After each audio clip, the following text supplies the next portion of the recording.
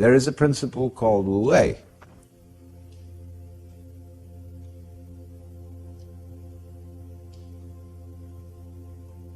And this means, wu means none or not, no, negation. Wei has a combination of meanings. It can mean action, making, but the best translation I have found for it is forcing.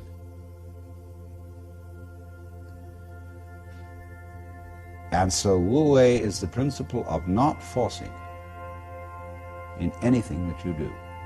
Now we know when we watch any performance of an artist, be it a dancer or an actor or a musician, we know immediately when the performance is forced.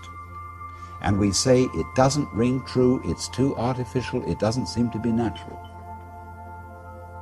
Many people who study the Taoist doctrines think that wu-wei means do nothing, in the sense of laissez-faire, be lazy, always be passive. It doesn't mean that. There is a time for action. When you study judo, you use muscle only at the right moment.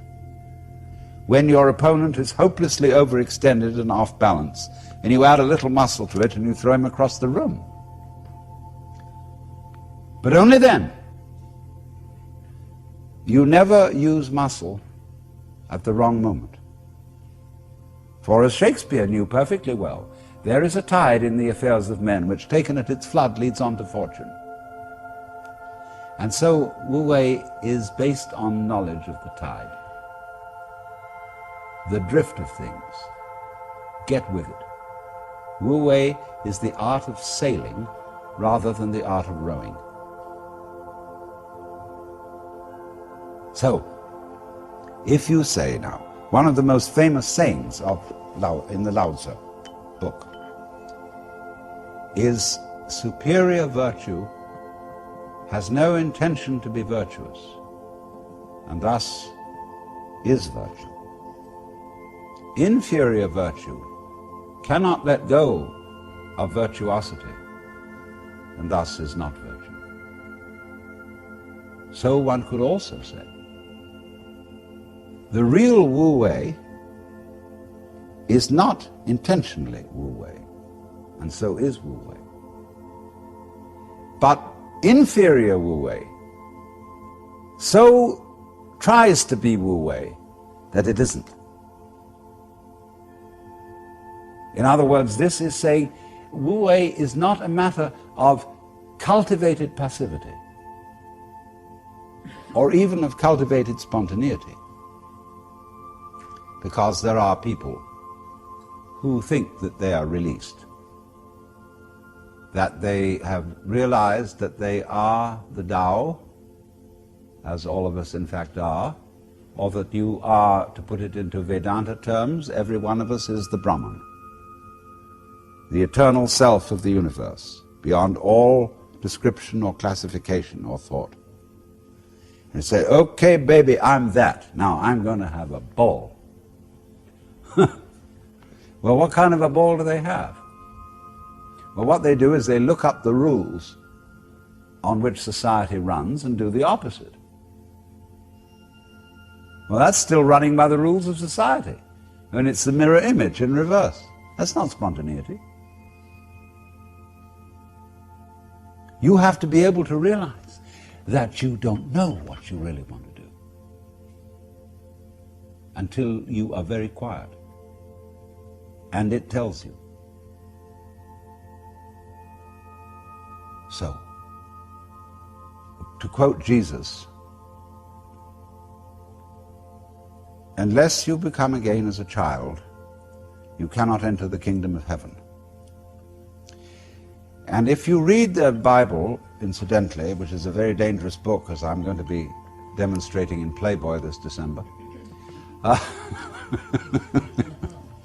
but understand heaven in a very literal sense, space. See, we are in heaven now. because the earth is a spaceship, and heaven is space. What is called in Chinese gun, Japanese gu, the void. That's what is important. That most of us don't know this. Even Shakespeare has one of his characters saying, "Oh, that this all too solid flesh would melt." But do you know you are much more space than you are anything else? If the ponderable, I won't say matter, the ponderable whatever in your bodies were condensed and all put together, it would be smaller than the point of a pin. And anyway, somebody once said, even a bishop is 80% water.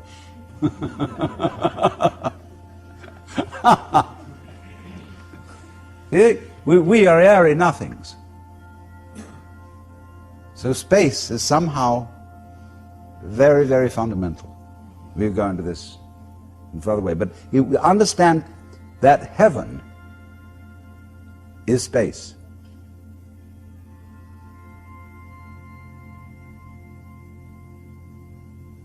And all those references in those nursery rhymes that we learned as children, which were the hymns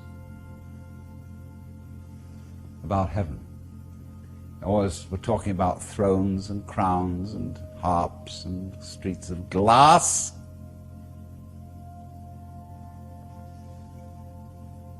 Crystals,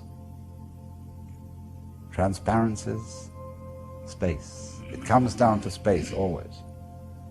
Space, which nobody can define, nobody can imagine, appears to be nothing, is the foundation of the universe.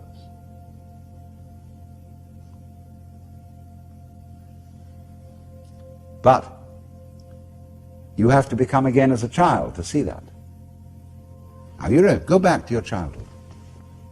What were the fascinating things? What's out there? What's beyond the stars? How long does it go on? And Mama said, it goes on always and always and always. The child wonders. He's excited that this is something that never ends. Then the child asks about time. How long ago is long ago?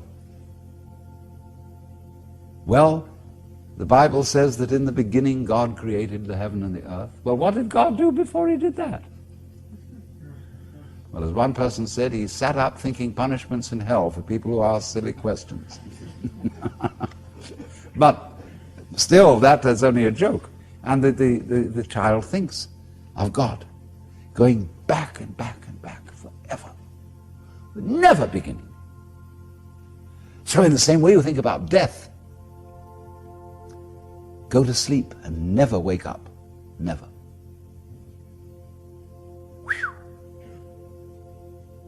Why, it would be as if you never had existed. Not only you, but everything else.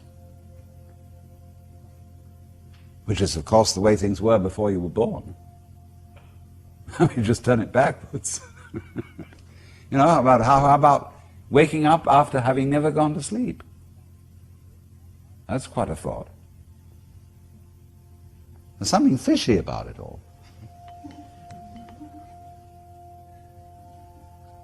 Ichthys, Jesus Christos Theo Iosso here, the fish.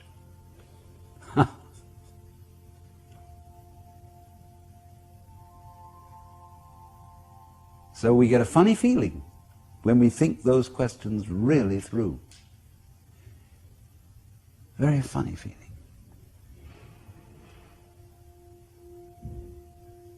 And children, you see, love to get into that funny feeling. Children do all kinds of weird things. They like to spin around as fast as possible, so they watch suddenly the whole ground goes tilting. They do this thing with their eyes, and they go,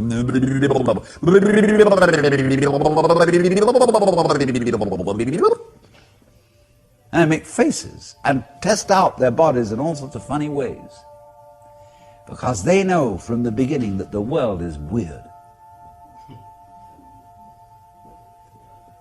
strange thing.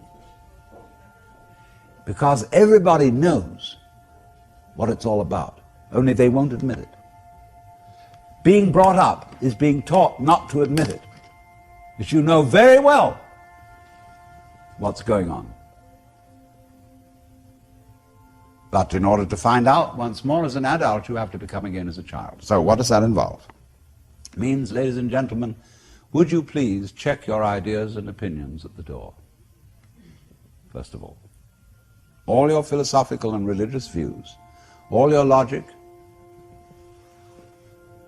because I say check it at the door advisedly, because you can pick it up again when you go out if you feel unsafe without it. I'm not trying to argue you out of your opinions and views. I'm merely suggesting that for the sake of an experiment, you temporarily suspend them.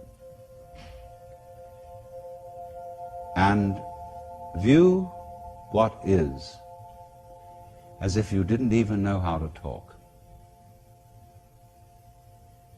Red is not red, blue is not blue. Hard is not hard, soft is not soft. Male is not male, female is not female. There is just this jazz.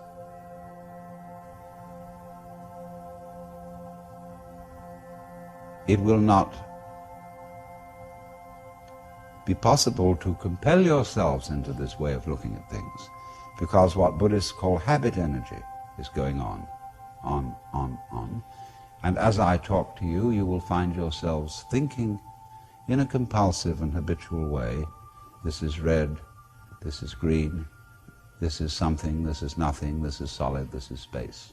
All right, but treat those thoughts that are going on in your head in exactly the same way as if they were, see? That's all they are. Like shapes in the spray as the sea breaks on the rocks. Now, please don't get agitated that this is an anti-intellectual point of view, that this is undermining the value of logic and reason and so on. Just we'll bring all that back later when we need it. But just for the time being, let's simplify. Close your eyes. Listen.